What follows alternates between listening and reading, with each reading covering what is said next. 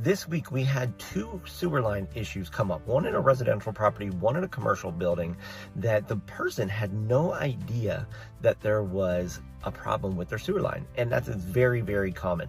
If nothing's happening in your house or in your building, you're obviously not going to know that there's an issue.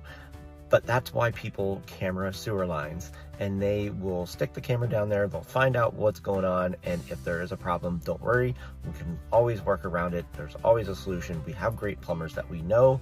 So if you have any questions that you want to see on a future Q&A Monday, let me know. And if you think you might have a sewer problem, let us know that. We have good plumbers all around Pittsburgh.